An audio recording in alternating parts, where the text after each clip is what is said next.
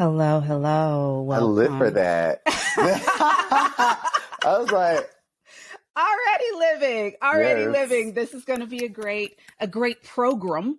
yes. Please welcome to Intimate Details with Dr. Tiff. I have the esteemed pleasure of introducing my guest today. He is the Victor Jackson, Mr. Glamrock Soul. He's born in Atlanta, raised in College Park, Georgia. Victor has worked in entertainment for more than 15 years. As a choreographer and creative director, Victor has worked with superstars including the Jennifer Hudson, Lil Wayne, and August Alsina. He has appeared in The Real Housewives of Atlanta, The Game, Step Up, High Water, Low Craft Country, and Candy and the Gang with an electric performance of his single, He Belongs to the City. One of my favorites, but not my top favorite. My top favorite is Layover, but we'll get to that. That's my favorite of yours. Layover. That's a good one. As a performing artist, Victor has appeared in AT&T's Turn Up the Love campaign and was chosen as one of City and Music Forward's 2022 LGBTQ plus emerging artists. He is the host of Pride and Soul Live exclusively on Amp Radio, and his podcast, Live, Love, Dance with Victor Jackson, is available on all podcast platforms. Victor Jackson, welcome to the program. Welcome to don't tear up your sweater. It's just terrible that happened right at the end of my bio. I won't tear up my sweater, but it's okay. But you know what it is? Life. Okay. Life comes Life. This is how it is. It comes at you fast, and no matter how many accolades you have, you will unravel. Okay. You can still unravel.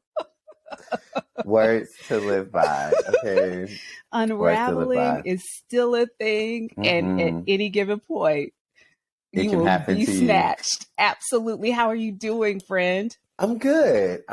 My sweater is coming apart and my life is together. And I'm grateful for you know what that is? That's balance. Balance. That is balance. That is balance. Well, we won't hold it against you. And for those that listen on the audio only, they'll never know that you're sweating. But they will never know. They will never know. So you are someone who, I love you down. I look up to you. I am inspired by you. You ooze everything. You're someone that I just like. I feel like we've had a lot of people, a lot of dots between us, like mutual friends and connections and things like that. But we never met until church, like a couple of years ago, and someone introduced us. But ever since then, I'm like, that is my person. Yes. That is same. That's my human. Same. So, for the people out here who don't know and maybe haven't heard of you, but maybe know of you, but just don't know who you are as a person, I wanted to kind of do a bit of a deep dive and just get to know you, and we can talk about, oh man, all of the stuff that you do. Like, you are one of those people who's truly, truly, truly a multi-hyphenate. You just do the things. And I feel like if you haven't done the thing, it's because you don't want to do the thing, or you haven't done the thing yet. So yes, ever evolving and just, yes. So let's get started. For those who heard that amazing, amazing bio, we know you're from Atlanta. We know you're from College Park, but what people may not know is that you come from a very musical family. Yeah. A very musical family. So tell me a little bit about what that was like, what your life was like, kind of growing up in a household full of people who, as far as I can tell, are multi-hyphenates as well.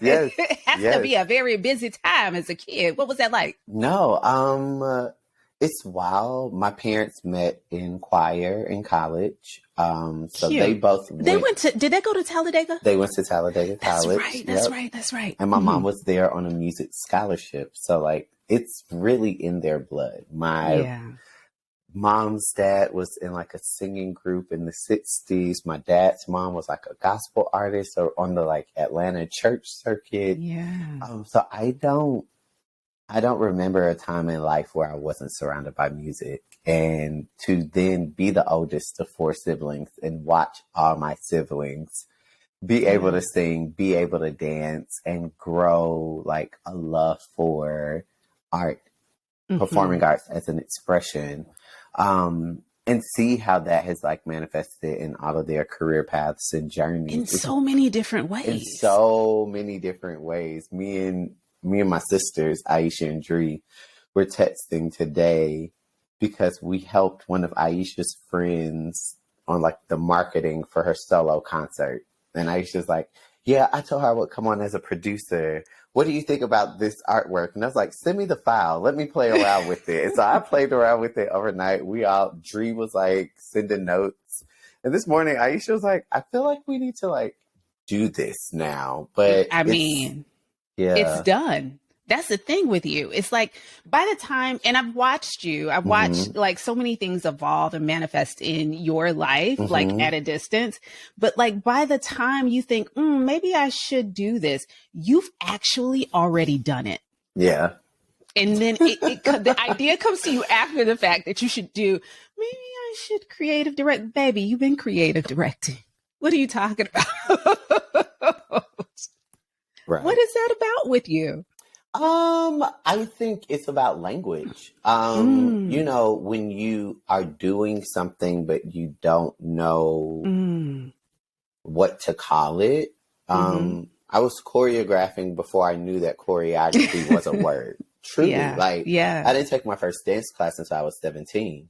So wanting to take a dance class and kind of experiencing that world, from the outside looking in, I wanted to do what they were doing, but I didn't necessarily know what all those things were called, from technical terms to, you know, job titles. So now I'm playing catch up, in a way, it helps keep my awareness keen.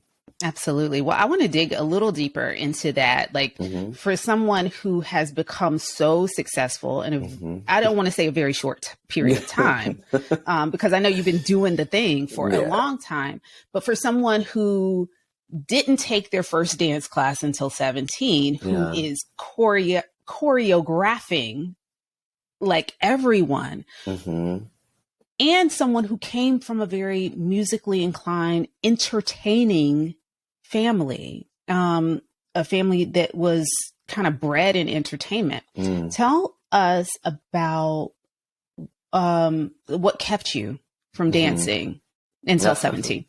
Well, it's funny because you said a family that was bred in entertainment. I wouldn't say we were bred in entertainment. We were all musically inclined, but the primary and almost singular route for that expression was church, per my parents. My dad's a pastor and my mom's a teacher. So there were 2 routes, either church or school. But as far as like R&B music, secular music, those things, we weren't the Jackson 5 in that way.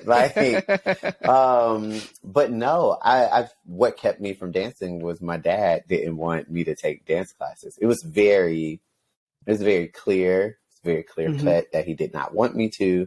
It's very clear cut that he did not want me to, because at that point in my life, they were aware that I was different, that I had a connection to my femininity that most boys my age did not have. And that was not something that they wanted to encourage. And so they saw me taking dance classes as an encouragement of that. And so, no, I was not allowed to take any dance classes.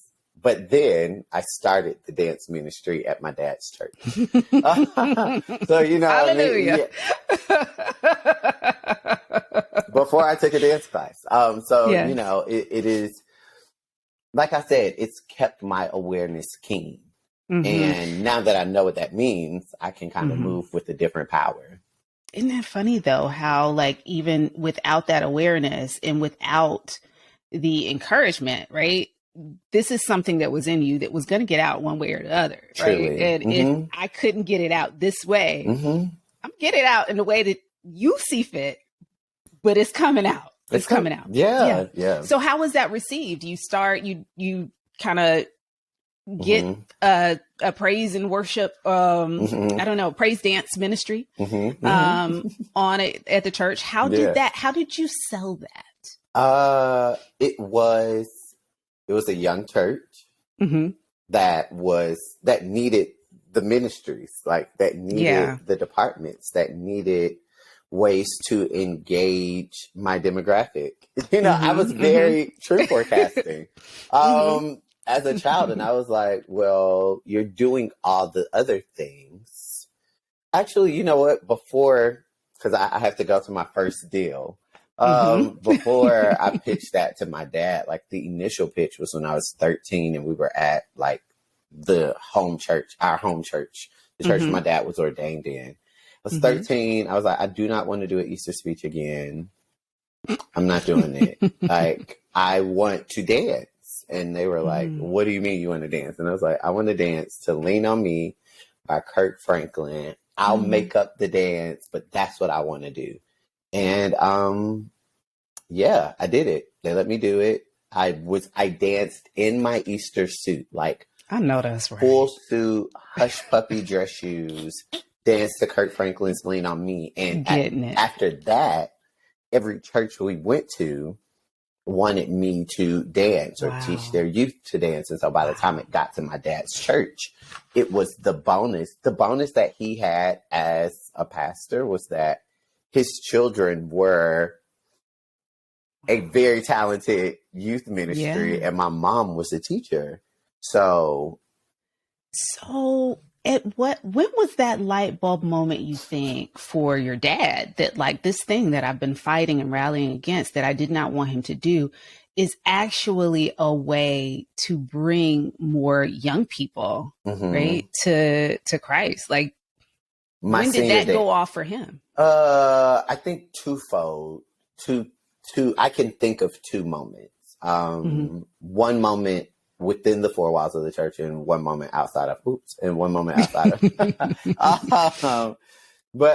within the four walls of the church, was another Easter years later when I choreographed like a whole piece to, Why Do You Cry by Kirk Franklin, another Kirk Franklin Easter moment. And at that point it was me. It was my friend Sheena, who I had met in the dance industry in Atlanta. It was my sisters. It was like 12 of us. And it was like the thing that we had weeks of rehearsal. And the way that it affected the congregation, I feel like my dad became like, whoa, this is a medium that can be instrumental in worship in another way. And then the other one was when he came to my senior dance concert and he saw me do a piece to Justin Timberlake's Can't Nobody Love You Like I Love You. And I was so afraid that I was going to get put on punishment. I didn't really want to invite him. And he came in after the concert because I had choreographed 3. We were required to choreograph one number. I had choreographed 3. And my dad was like, you're actually really, really good at this. Like, and I think those two moments were moments that made him be like, in both worlds, inside of church and outside of church, this could actually be like a career for you. Yeah. And so how do you think, how did you negotiate or help him to negotiate reconciling that, like, this is something that I love, right? But this is also, you're starting to see more of who I am by accepting this part of me. There is a layer to me that you've kind of rejected in a way and said, this does not fit in with the church as we know it. This does not fit in with what I want to present, right? Yeah. What he wanted to present, not what you wanted to present. How do you think that dancing and being able to facilitate and do that within the church helped him to see you as a full and actualized human with many layers, some of which he may have not agreed with? Yeah. My dad always says that his children are his greatest blessing because they've given him access into rooms that he wouldn't have been in otherwise. Wow. And he doesn't say it from a position of like, you know, social status, but from a position of like interaction with people who are different from him, and being immersed in community with people who are different from him. And I think that was really what it was. The more my career progressed, the more my dad found himself around different types of people. And he saw that like the dance industry wasn't just a bunch of homosexuals, to be frank, but it was, and really like it wasn't monolithic.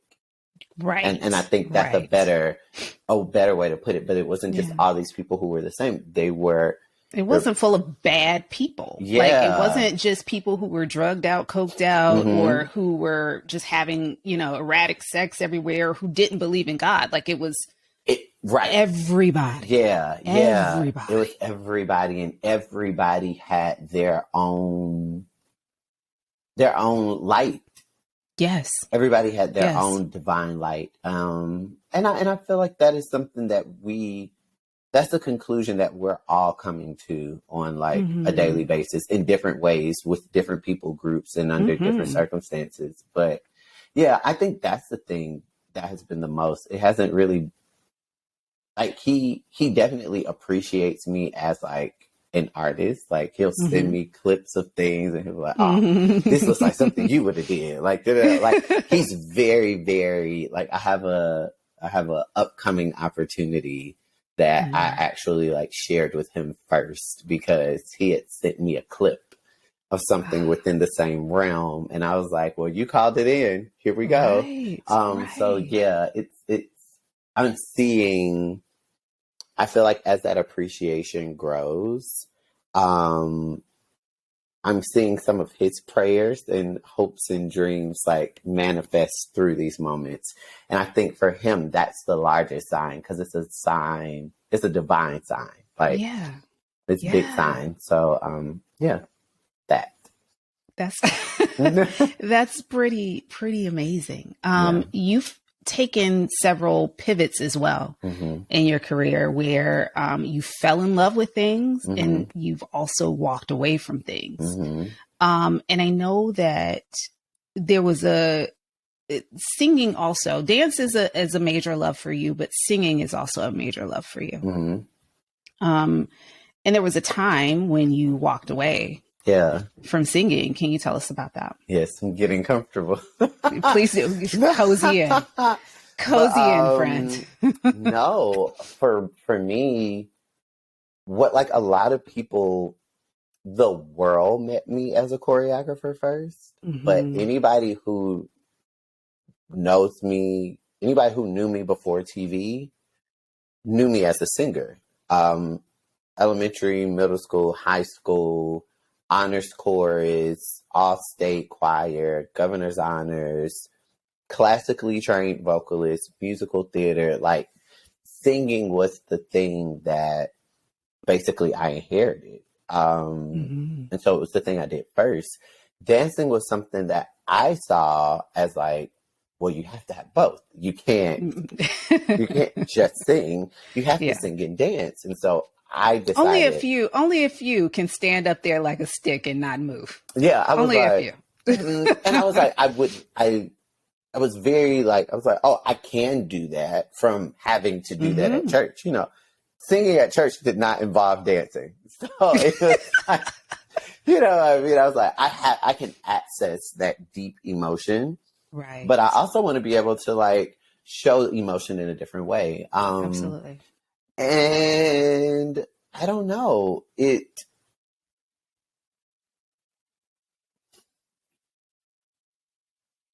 I don't know.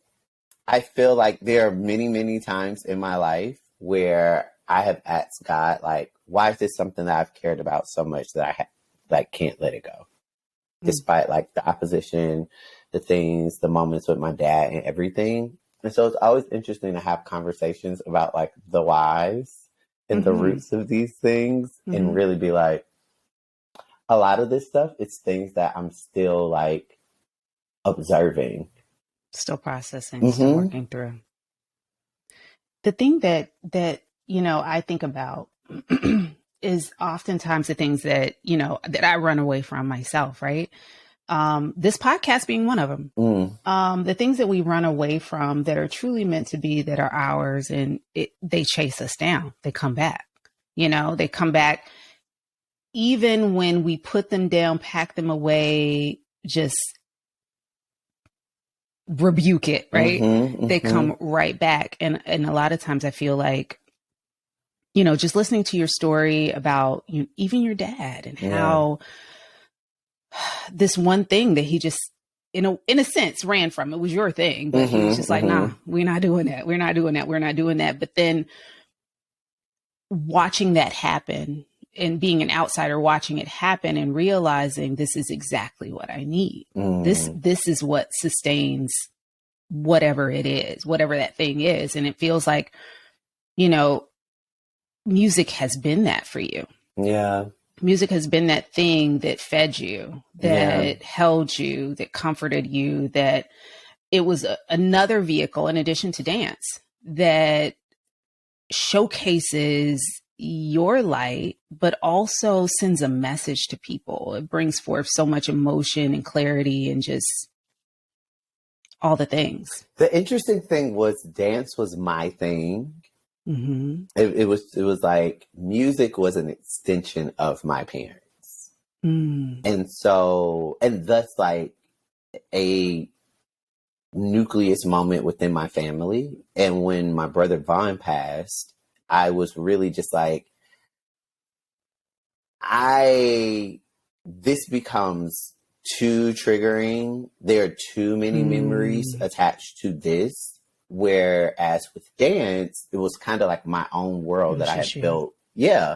For myself and my own safe haven. And it's so interesting to hear you talk about my relationship with music in this way. Somebody posted a tweet like earlier this week and was like singing my song and was like, if y'all haven't heard this EP, get into it. And it's about to come up on like 3 years since I released Venom. And I've really been like, 3 years. Yes, that's like, and I was like, I felt like what I said felt really abstract, but I was like, I can anchor this. I can anchor this in real, like, it is really like in listening to you talk about my music, and I'm thinking about the post from Twitter and like how people responded to that post. I pushed music away because I felt like it was something that I had control over, like something that I could connect to or disconnect from. But back to what you were just saying in your description, it is very much like hardwired in me. Sure. And the thing with that is in that moment, it can comfort me and be there for me, but it's also attached to so many memories and like devastating moments that I really just like interact with it. Sometimes you need a break. Yeah. Sometimes you need a break. Sometimes you need a break. I think, even in that message though, the important thing to remember is that music for you is a way to connect with people and for people to connect with God through you. Yeah. It's the vehicle. And it really is, I hate to say it like this, the gift and the curse, but it's that thing that you are absolutely gifted to do, to be able to do. But that means that you can maybe put it to the side, but I don't know how long someone like you is able to actually get rid of it, because I feel, this is just me knowing you, right? I feel as though God uses your voice to deliver messages. And the moment you stop singing, truly stop singing and just avoid it, we stop hearing those messages from God through you. So it's okay to take a break. Fine, I'll take it. Wow. Well, I would like to close my computer and just end this. Thank you. Thank you and good night. You can send the invoice. You know how to get in touch with me. Wow. But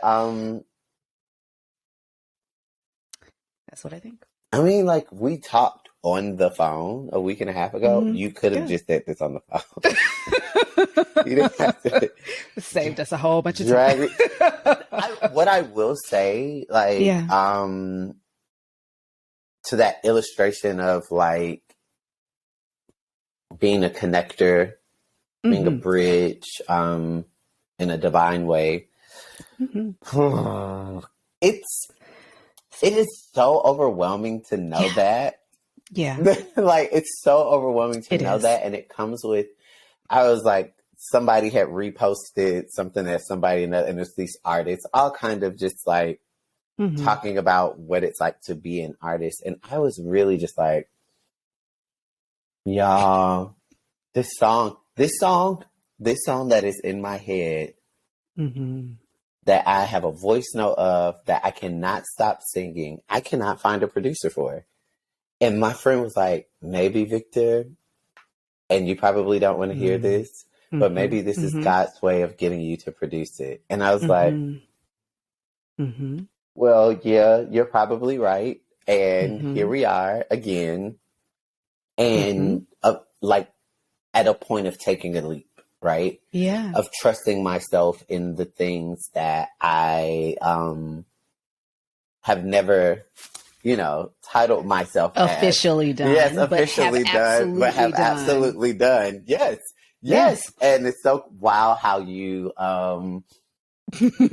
said that. I quantified it. You said, okay. And you circled the block and you came back. And you pulled right up on the side of me on the sidewalk and said, get in the car. And I said, okay. And yeah, because that is the constant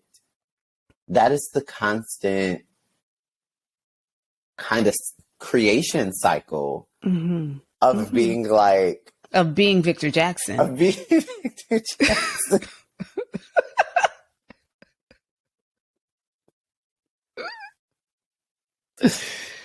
It is.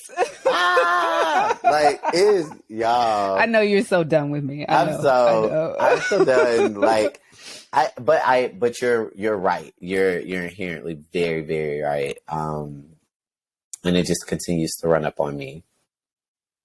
Yeah. Yeah. Well, you're doing it. Yeah. You're doing it, and you're pumping the brakes at times when you're fearful, but not really recognizing that you're already doing it. Well, here's the thing, Tiffany. Right.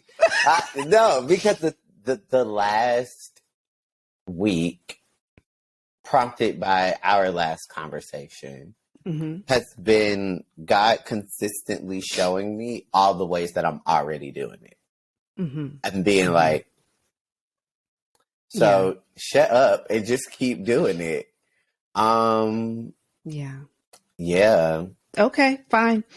Let's check these things off the list. We've got some accountability here. Some folks can check in with you after they listen to this, because I mean, it's all out here. And if your name isn't on the producer credit for this next single, we'll come back to the table. Okay. Yeah. Wow. We'll come back. We'll replay and come back to the table. Wow. Now, so it's on Twitter and on a podcast. So here absolutely. we go. Absolutely. Got it. Absolutely. Bottom line is your voice, right? Your voice is something that we just can't deny it. We can't deny it. We can't run from it. And our voices, I'll say it collectively, our voices, we can't run from it, no matter how fearful, no matter how anxious, no matter how whatever, we put to that, we feel about it. Yeah. It's given to us, and it's given to us with a purpose. And sometimes the burden of that purpose gets quite heavy, or we get intimidated by it. But what we have to continue to remember is that this is something we were given. Yeah. Like, it's ours. We need to use it. Yeah. And you're here to use it. Yeah. And it doesn't mean that you can't lay that down sometimes. Mm-hmm. But if it is truly yours, it's coming back. It's coming back each and every time. And you've seen it. I've seen it. Each and every time. I've seen it. Now, yeah. What prompted me to think about you for this episode, mm-hmm. and you know about that, this, you had posted something a few weeks ago from one of your recent shows, mm-hmm. And really talking about the fact that you had a huge pivot mm-hmm. in your career. And I want you to talk with everyone about that, because for me, when I was thinking about this new season of this new show and kind of what I wanted to focus interviews on in this first season, I really wanted to talk about pivots that people made. I made a humongous pivot in my career as a result kind of the pandemic, thinking I was going into 2020 doing one thing and then being slapped across the face and realizing that was not happening, no matter how much I wanted it to. Yeah. And ultimately going down a different path that I did not expect, but still coming out in 2023 in a great place. And I recognize that with the post that you made. So can you tell our listeners about that post? And again, I know we keep going back in circles, but just I just feel like, but I feel like it's so many, because like so much. That cabaret show, the Muse Effect is the cabaret show that I'm referring to, as I just casually call it, the cabaret show. The cabaret show. Was born out of a series of pivots. Like, it wasn't just one pivot. I feel like the pivot that I was able to speak about, and I believe this is the Instagram post that you're talking about. You know the one I'm talking about. I hope give me a clue so I can make sure that I'm talking about the right one. What God told you to do. Yes, right. After you had, yes. Right. So we're there. You know what I'm talking about. We're there. Okay. We're there. I'm just making sure. But yeah, so basically, the pivot that I spoke about in the clip was basically God had told me to postpone this show that I had been working on. I had been working on this show for like 4 months. Just really and working on it, not prioritizing it, but working on it. And in not prioritizing it, things kept slipping through the cracks. And I kept running and jumping and saving and boom, boom, boom, boom. Yeah. And it got to the day of the dress rehearsal. I had done an IG live on Glass Instagram, come to the show tomorrow. Whoa, it's going to be amazing. Doing the most. Promoting. And got on stage in the middle of dress rehearsal. A dress rehearsal with no costumes, mind you. Because things are getting altered and this is changing and this is changing. God was postpone this show. And I was like, I really want to do this show, and I'm ready. And God was like, "You're not ready. The show's not ready. The costumes are not ready. Michelle ain't ready." I'm thinking about Adele when she was when she canceled that Vegas show. It's the show ain't ready. It's just not ready. Yes, and I think, and then some 9 months later, I did the show again, and that clip was right after.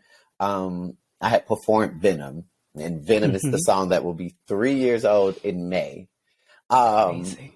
And the way the crowd screamed after it, God was like, this is what you get when you wait. And this is just a glimmer, because that sound in that room set off a million prayers into action. Because all 175 people who were in that room agreed with me that this music and this storytelling and this perspective is valuable in the world. And so everybody walked out seeing me fully as Victor Jackson, the artist, the creative director, the choreographer, the storyteller. And all 175 people who left that building did not have a doubt. And God was like, that is what I wanted you to realize. I wanted you to plant a seed that could not be uprooted. And the show 9 months ago, or a year ago at this point, wouldn't have done the same thing. And I've watched my life be a series of moments when I'm going down a path, minding my own business, bobbing and weaving, thriving and surviving. And then God gives me a fork in the road. And I sit there and I pray and I tarry, and God says, go left. But there's this, like, there's a straight. And I'm like, but I can just keep going this way. Like, I could see what's there. I can, and God's like, this way.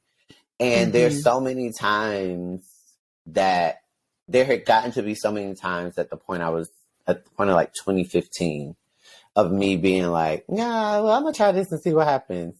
That I was like, God, when God told me in 2015 to come back to Atlanta and start working on music, I did it.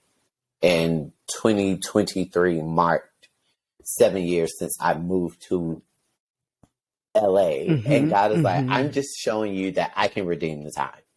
I can redeem the 7 years that you stopped doing music after Vaughn passed. I can redeem, because during those 7 years, you worked with Iggy Azalea and Jennifer Hudson and August Alsina and Summer Walker and Candy Burris and was on all these shows. So those relationships go with you. And that those relationships and those experiences inform this music. And when you can finally get this music out and get this show out and tell your story, all things will truly work together for your good. And you'll be able to look at the quilt of these experiences and truly wrap yourself in the truth that this was always meant to be yours. It's just like prickling your finger in that quilt making is a bitch.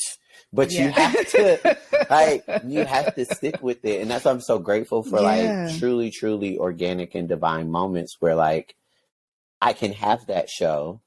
I can wait the year, right? Wait the year, postpone, listen to God, wait the year, get sponsorship to the point where I don't have to sell any tickets, open up a RSVP to anybody who wants to come and be in the room. And my friend comes, you are there. You witness the moment, not only witness the moment, you see the clip and you're like, that resonated with me to the point where we can talk about this on your own podcast. And that's what God wants to do with our dreams. Connect them in this way where that accountability manifests like true movement. My God. Yes. Agreed. Yeah. Agreed. So that's the video clip, but like, that's why I was like, it's so wild because we get to those points of those pivots and we're like, and it's like, baby, everything that you have right now or don't have is a result of your resistance to pivoting. Amen. Because God tells us what to do, but he also gives us free will. Truly. You can totally not do what he says. Truly. Totally not do it. And the great thing about the God we serve, right? You can totally not do that, but the opportunity comes up again. Yeah. It comes right back. Yeah. And so you're never too far. You're never too far from what, and that also is the crazy thing. You're never too far from what it is that you want. Yeah. You're super close to it. And it's about looking for those divine connections, those divine moments, that divine inspiration, that voice that speaks to you, even though they weren't saying what you thought they were saying. It speaks to you in a way, you get it, you hear it, you receive it, and you can act on it. And that's being open, being open to God, being open to trusting. Yes. And unfortunately, it's the hardest part, trusting the things that we can't see. Because you're right, that fork, one of those directions, crystal clear.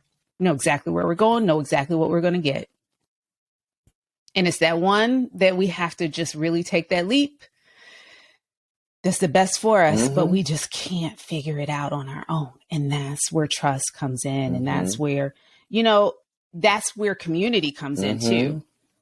That's where our connections to others comes in, because there's someone like you, right, who I can talk to and understand. We may not have had the same experience, but we've been to that fork. Yes. We've been to that fork, and you can talk to me about the fork that you went through, and I can relate to that and understand, okay, well, maybe this thing that I want is in the side of the road that I don't want to go down. And maybe if I can see it, if I can see the result, if I can see the blessing that he manifested for this person, that same thing can happen for me. Yeah. And it can. Look at you on your podcast.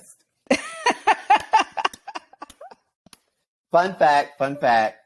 Dr. Tiffany sat in on my initial podcast recordings in 2018? Was it? Probably so. Yeah, like I think 2017, I still have 2018. I never put out the episodes, but there were 3. You never did, and it was so good. Tracy Pickett from Hairbrella, Derek J, hairstylist, and Jasmine Guy.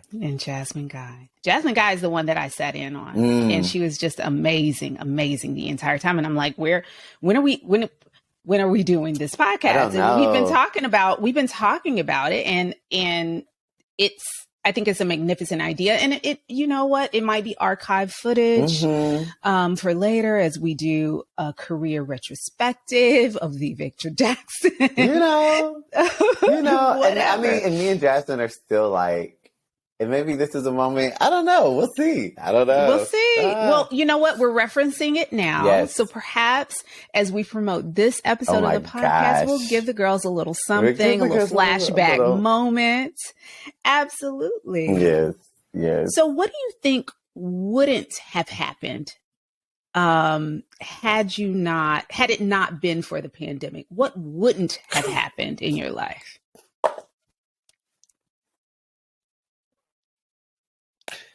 Woo! Am I uninvited from our little soiree tonight? I'm like, I don't even know where to begin. Like, yeah, it's tough. It's a tough question. You know me. Yeah. You know that my life is completely different from what my life was 3 years ago. And that would not have happened if it wasn't for the pandemic. Or wouldn't have happened in the way that it happened. No, I don't think it would have happened. I think the things that are supposed to happen to you will happen. Whether they happen in this time, I don't know. I believe what you believe. That we are all put on earth to impact certain people. Sure, absolutely. Those people will be impacted through our life or our memory, but they will be impacted. And so I don't know if the actual experience of impact or avenues of impact would have presented themselves without in this way. In this way. Like, that's what I'll say. Like, I do definitely believe that, like, what's for you, it's for you, and like what's meant for you, like, and God is faithful to complete the work started in you. But I've seen it happen in some people's like transition as well in memory. So I always like counter that. But for me, I don't. It's not a belief that I push on anyone else. Right. But yeah, basically, the pandemic, I moved back in with my parents. I remember that. That was early on. Like up and down breakup moment. Like literally right after Easter, like the day after Easter, that Monday, right? The finale, Easter, and the finale of Insecure was Sunday. Monday, I woke up and I packed up as much as I could in the place that I was staying. I left there to move in with my parents to reset my life. I kept saying I needed a reset. I did not realize, almost Disney movie-esque, that I was like resetting my life by going back to my parents' house and reconciling with a lot of things that happened during my teenage years. And going through therapy and working with like a spiritual healing coach and those moments while I was also living with my parents helped me to mend a lot of wounds in my relationship with my parents, with my sisters, even with my brother in his transition. And it made me really, it kind of made me be able to re-enter the world whole again.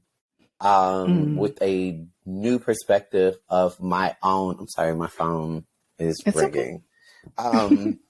It allowed me to enter the world again with a new and more clear perspective of who I was and what I was like meant to do.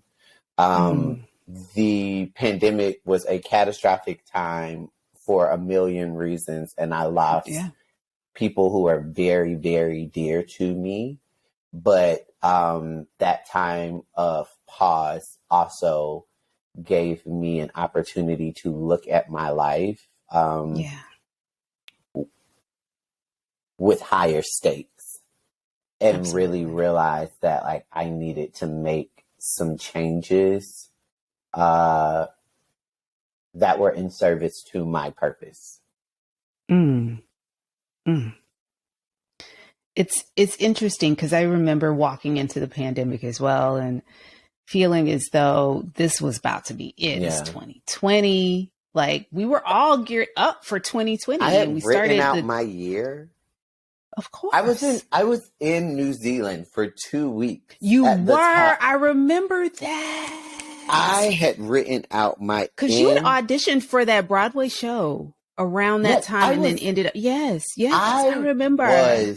I had my whole, literally, I had at least January to October booked out. And I was going to use January to October to completely avoid my living situation and relationship situation by jet setting around the world and being an international teaching artist.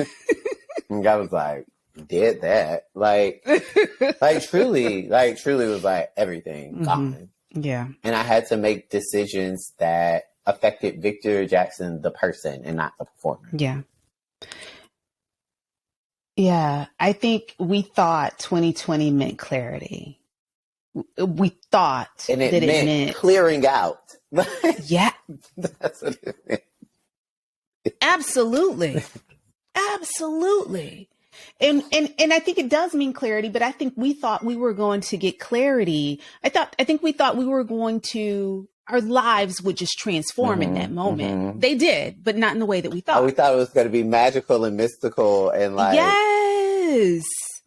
And it did clear the clutter. It cleared the clutter. You know, it leveled some playing fields, cleared the clutter. And I think we did walk away with a different type of clarity, something we couldn't have anticipated or manifested on our own. But it was something that was definitely necessary for many of us to move forward. Yeah. And it's unfortunate that it came in a form of a pandemic and that so many people lost their lives because of it. And so I'm going to ask this last deep question. Because within the pandemic, we all realized we were intimately aware of our mortality. You know, we were literally deathly afraid of catching COVID. And while so many people lost their lives because of this, because of the pandemic, because of COVID, let me ask you, Why did you make it through? Not how, but why? Why you? Because it wasn't the end of my story. And I say that specifically from the lens of being a Black queer man living in America and working in the arts. The AIDS epidemic in the late 80s and early 90s took out a whole generation of singers, dancers, actors, choreographers, writers, lyricists, and left a void that I would venture to say the renaissance across the diaspora of visual and performing arts is now starting to fill and mend, as you see, Terrell Alvin McCraney and Danye R. Love and Michael Kilgore and Duran Bernard and Elegance Braxton and like all of these Black queer men filling in the gap that was left from the mass genocide of the AIDS epidemic. I believe that through COVID, the main why for me staying alive was so that I could continue telling my story.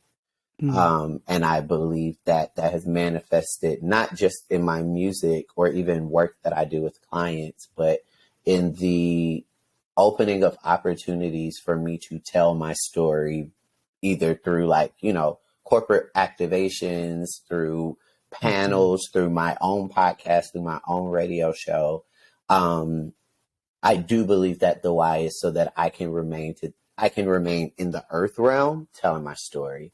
Absolutely. And so I, through a lot of wrestling and a lot of, constant meditation, for like clarity and grace, I continue to tell my story, and I continue to tell the story of how a little unique boy from College Park grew into this Black queer man who has traveled the world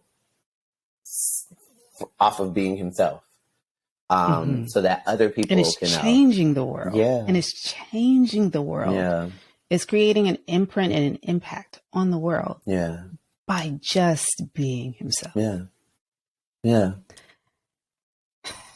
It's a blessing to be able to call you a friend. It truly is. Victor Jackson, please tell the people what's next for you, what you're working on, where they can find you, all of that kind of stuff. Yeah, you can follow me on everything at Mr. Glamrock Soul, and my music is available on all streaming platforms. Just search Victor Jackson. And search Layover, because that is here's the thing. Here's the tea. What? Don't tell me. Here's the tea. Layover is only on YouTube. Layover is only on YouTube. Well, then go to YouTube. Yeah, and you'll be able to see the Bronze Lens award-winning visual. Yeah, but that is my. We're gonna put that in the chat, okay? Y'all need to go listen to Layover. Come back. Come back and put some comments in the comment box, okay? Because that is my song. He belongs to the city, though. I do love he belongs to the city, and I love the visual for that as well. But I there's something about Layover for me. Here's the thing. Needed. It wasn't my choice for it to not be on streaming platforms, but we are figuring out something to bring it back in a new way. But you can always watch the video on YouTube. You can always watch the video. I just need the people. The people need to know. Run it up. Add it to your favorite YouTube playlist. No, and then I have some things coming up in the spring. Nothing that I can really talk about right now, honestly. But it's all shaping up to offer everybody an opportunity to approach the week in a new way. So I'm really excited about that, and I'm excited about how it can really spill over into all the things that I do. So just be on the lookout. I will stay Follow tuned. Me and you'll see. Absolutely. And they can follow you at Mr. At Glam Rock Mr. Soul. Glam Rock Soul on And that's also the thing. website as well, yes. MrGlamRockSoul.com. Yes. Victor Jackson, you are an amazing human. I love you down. Thank you. I am so thankful and grateful that you agreed to do this podcast and share your brilliance with everyone that listens to this episode. And I hope that people will walk away with some sort of inkling, not only of who you are and how you are, but the light that you carry and bring throughout this world. And I'm hoping that they love you as much as I do after listening to your story and learn from you, as I know you are a blessing to me, but you're a blessing to others just by the words that flow so freely out of your mouth. So I love you, friend. I love you so much, friend. And I thank you so much for doing this with me. Thank you. All right, guys, this has been the Intimate Details with Dr. Tiff podcast, and we will see you on the next episode. Ciao.